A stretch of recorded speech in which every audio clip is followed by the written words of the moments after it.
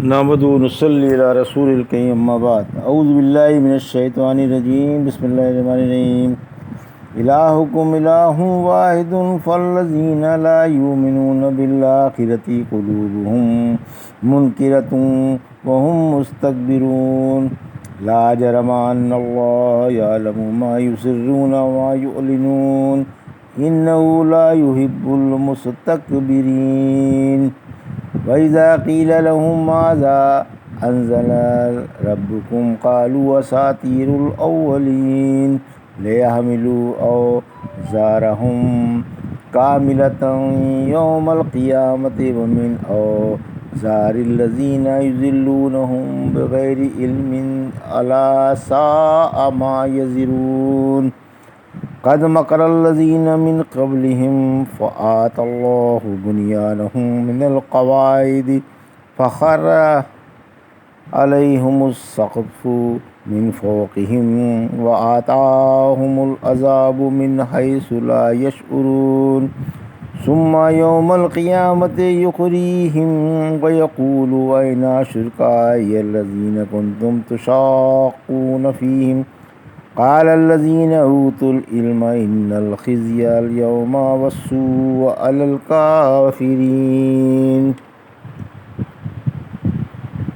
الذين تتوفاهم الملائكة ظالمي انفسهم فألقوا السلام ما كنا نعمل من سوء بلى ان الله عليم بما كنتم تعملون فادخلوا ابواب جہنم خالدین فیہا فلبئس مثوى المتکبرین۔ ابھی آپ نے سورہ نحل کی آیت 22 سے 29 کی تلاوت سماعت فرمائی۔ ان آیتوں کا ترجمہ اور تفسیر اس طرح ہے: الہکم الہ واحد فالذین لا یؤمنون بالآخرۃ قلوبہم منکرۃ وہم مستکبرون۔ آیت 22۔ لا جرم ان اللہ یعلم ما یسرون وما یعلنون انہ لا یحب المستکبرین۔ آیت 23۔ ترجمہ: تمہارا معبود ایک ہی معبود ہے، پھر جو لوگ آخرت پر ایمان نہیں رکھتے ان کے دل منکر ہیں اور وہ مغرور ہیں۔ اللہ ان کے ظاہری اور پوشیدہ حالات سب جانتا ہے، واقعی وہ مغروروں کو پسند نہیں کرتا۔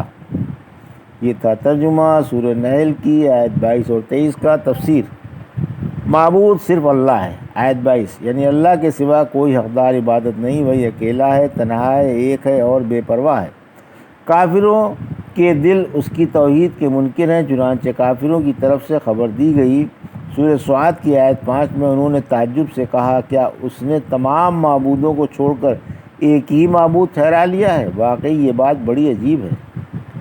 کافر مغرور ہیں، پھر فرمایا کہ یہ مغرور ہیں، اللہ کے آگے نہیں جھکتے اور ان کے دل توحید قبول نہیں کرتے۔ سورہ عاد کی آیت 60 میں فرمایا، جو میری عبادت سے غرور کرتے ہیں وہ جلد جہنم میں ذلیل و خوار ہو کر داخل ہوں گے۔ آیت 23۔ اللہ کافروں کی ایک ایک حرکت سے خبردار ہے۔ یہ بات یقینی ہے کہ اللہ ان مشرکوں کے چھپے کھلے ہر حال سے واقف ہے اور انہیں ان کے کرتوتوں کی پوری سزا دے گا، کیونکہ وہ مغروروں کو پسند نہیں فرماتا اور انہیں ذلیل و خوار ہی کرتا ہے۔ وَإِذَا قِيلَ لَهُم مَّاذَا أَنزَلَ رَبُّكُمْ قَالُوا أَسَاطِيرُ الْأَوَّلِينَ۔ آیت 24۔ لِيَحْمِلُوا أَوْزَارَهُمْ كَامِلَةً يَوْمَ الْقِيَامَةِ وَمِنْ أَوْزَارِ الَّذِينَ يُضِلُّونَهُم بغیر علم الا ساء ما یزرون۔ آیت 25۔ ترجمہ: اور جب ان سے پوچھا جاتا ہے کہ تمہارے رب نے کیا اتارا ہے تو کہتے ہیں پہلے لوگوں کے افسانے ہیں، تاکہ یہ قیامت کے دن اپنے بوجھ بھی پورے اٹھائیں، اور ان کے بھی جن کو بغیر علم کے گمراہ کر رہے ہیں۔ سن لو جو کچھ یہ اٹھائیں گے بدترین ہے۔ یہ تھا ترجمہ آیت 24-25 کا۔ تفسیر: کافر قرآن کو جادو بتانے لگے۔ جب ان جھٹلانے والوں سے پوچھا جاتا ہے کہ تمہارے رب نے کیا اتارا تو یہ جواب دیتے ہیں کہ اللہ نے تو ہم پر کچھ بھی نہیں اتارا، اور جو کچھ ہمیں پڑھ کر سنایا جا رہا ہے پہلے لوگوں کی کتابوں سے منقول ہے۔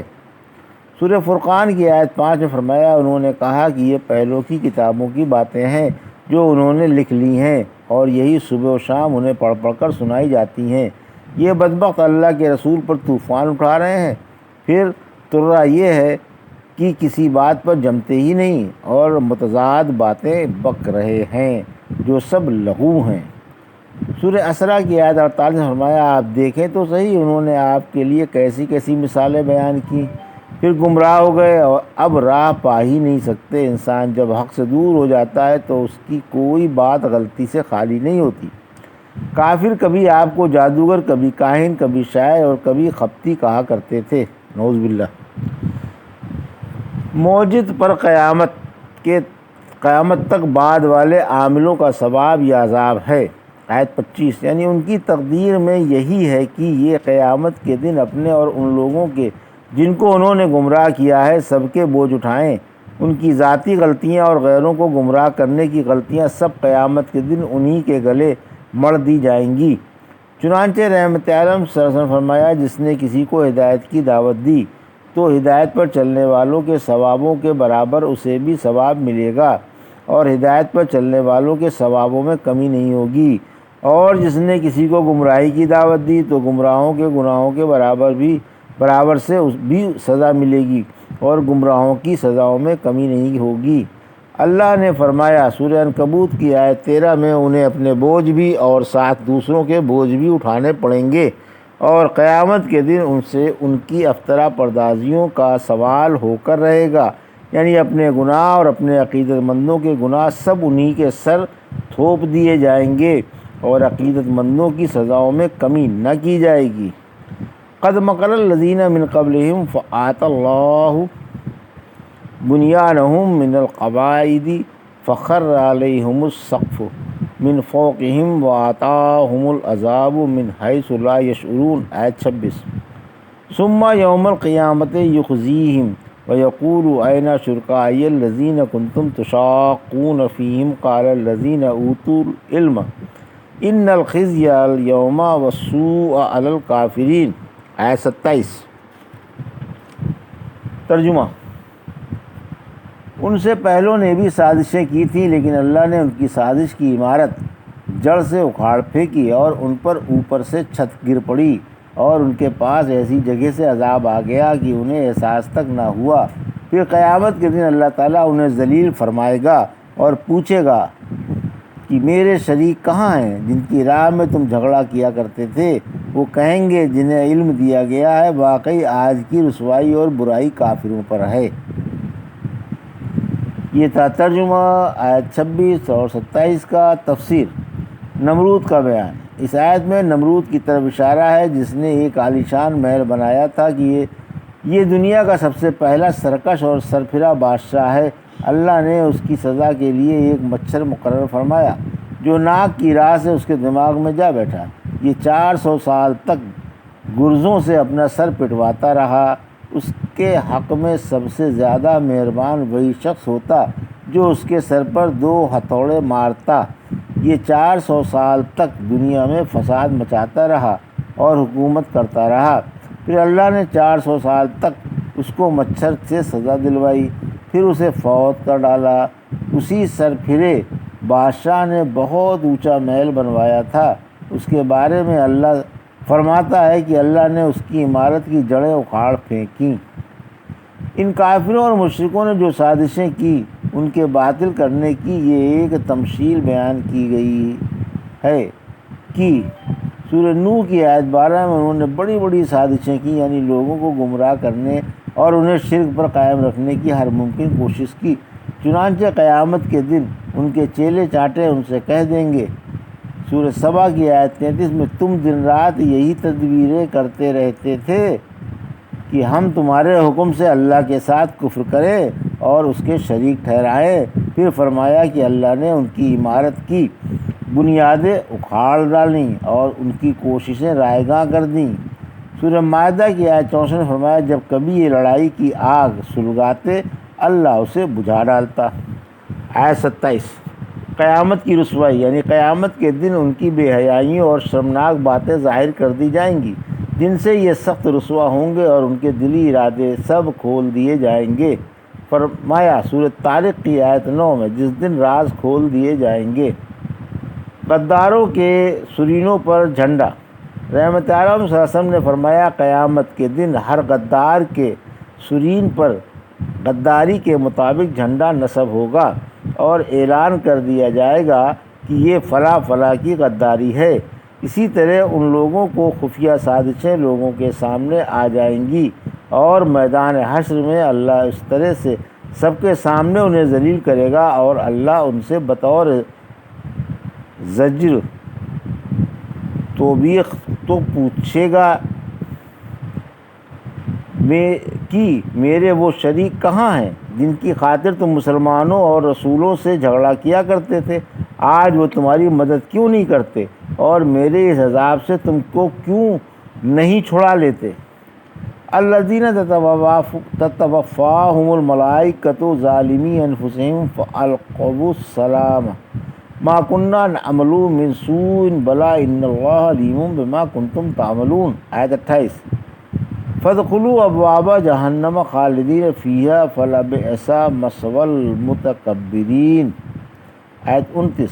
ترجمہ: وہ جنہیں فرشتے اسی حال میں فوت کریں گے کہ وہ اپنے اوپر ظلم کرتے ہوں گے، پھر یہ اطاعت کا اظہار کریں گے کہ ہم کسی برائی کے مرتکب نہ تھے۔ کیوں نہیں؟ اللہ تو تمہارے عملوں سے خوب خبردار ہے۔ اب جہنم میں اس کے دروازوں سے داخل ہو جاؤ اور ہمیشہ اسی میں رہو، واقعی مغروروں کا بڑا ہی بدترین ٹھکانہ ہے۔ یہ تھا ترجمہ آیت 28 اور 29 کا۔ تفسیر: مشرکوں کی جاں کندنی کا بیان۔ جب سکرات کے وقت مشرکوں کے پاس ان کی گندی جانیں نکالنے کے لیے فرشتے آئیں گے تو وہ اطاعت و انقیاد کو ظاہر کرنے کے لیے کہیں گے کہ ہم دنیا میں کسی برائی کا ارتکاب نہیں کرتے تھے۔ مشرک قیامت کے دن بھی صاف مکر جائیں گے اور کہہ دیں گے کہ سورہ انعام کی آیت 23 میں، ہمیں اللہ کی اور اپنے رب کی قسم ہم مشرک نہ تھے۔ سورہ مجادلہ کی آیت 18 میں فرمایا، جس دن اللہ ان سب کو اٹھائے گا تو اس کے سامنے بھی جھوٹی قسمیں کھائیں گے جیسے تمہارے سامنے کھا جاتے ہیں۔ اللہ نے ان کی ترویج کی اور فرمایا، کیوں نہیں؟ اللہ کو تمہارا ایک ایک عمل معلوم ہے، تم جھوٹے ہو۔ اب تم جہنم میں جاؤ اور ہمیشہ کے لیے اس میں رہو، جو بدترین مقام ہے اور بدترین ذلت والا گھر ہے۔ ایسے مغروروں کا یہی برا ٹھکانہ ہے جو اللہ کی آیتوں سے اور رسولوں کی اتباع سے منہ بنایا کرتے تھے۔ ان لوگوں کی روحیں مرتے ہی جہنم میں جائیں گی اور قبروں میں ان کے جسموں کو اس کی ہولناک لپٹوں اور شعلوں کا احساس ہوگا۔ پھر قیامت کے دن ان کی روحیں ان کے جسموں میں داخل ہو جائیں گی اور وہ ہمیشہ ہمیشہ اس کے لیے جہنم میں رہیں گے۔ یہ تھا سورہ نحل کی آیت 22 سے 29 کا ترجمہ اور تفسیر جو بھی آپ نے سماعت فرمائی۔ بارک اللہ لی و لکم فی القرآن الحکیم ونفعنی وایاکم بآیات الذکر الحکیم۔